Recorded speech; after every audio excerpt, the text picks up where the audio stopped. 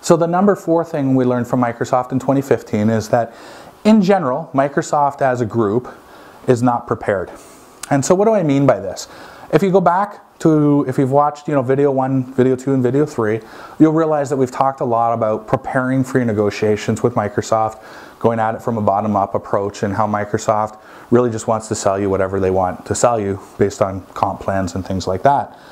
Well, if you've done your homework, 9 times out of 10 what I see is account teams that haven't really spent a lot of time with you as an organization during the last 3 years of your relationship with them, where you were in an enterprise agreement, they had a recurring revenue stream, and they were, quite frankly, probably fairly complacent.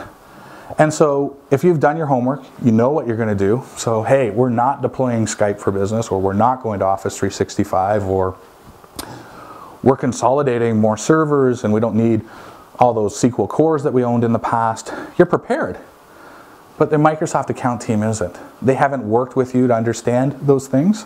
In fact, that homework that you did back in video number 1, where you went out and understood what that whole thing about knowing what you don't need is more important than knowing what you do need. You've done that homework, you understand what you don't need, right? And you understand what you do need. Microsoft actually probably should have been doing that as your account team to understand what your requirements are. But they typically don't. There are very few account teams that actually work with their clients to understand their business requirements and how the Microsoft technology fits into that. They're much more focused around the marketing efforts that the organization has around deployments to Office 365 Cloud, or back to that voice-enabled seats with Skype and selling you those sorts of things. So you can go to them and say, listen, we've made a strategic relationship, or strategic investment, in Cisco, and we are using Jabber, and that's the way that we're going to go with our unified communications or our UC strategy. They don't listen. They're not prepared for that, right? They haven't done their homework to figure out, okay, really we can't sell them Skype for Business, at least on the plus side, the voice enabled technologies and things like that, because you've made a multi-million-dollar investment in Cisco.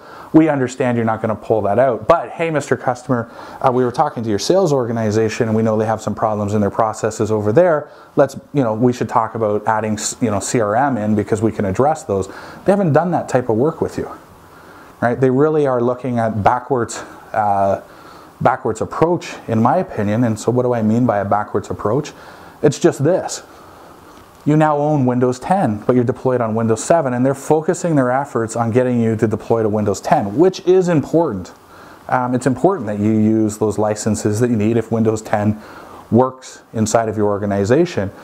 But at the same time, you own Windows 10. What's going on in the future?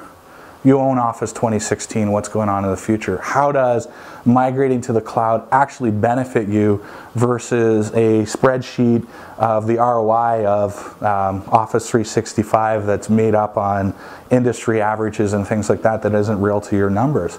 If they came to you and they'd done work for the last 6 months of here's what Office 365 means to you and here's how you can save $2 million a year by moving to it, they'd have a very easy job at selling you the renewal. But my guess is they haven't done that. So the number 4 thing that I learned from Microsoft in 2015 is that Microsoft, in general, is not prepared for the negotiations.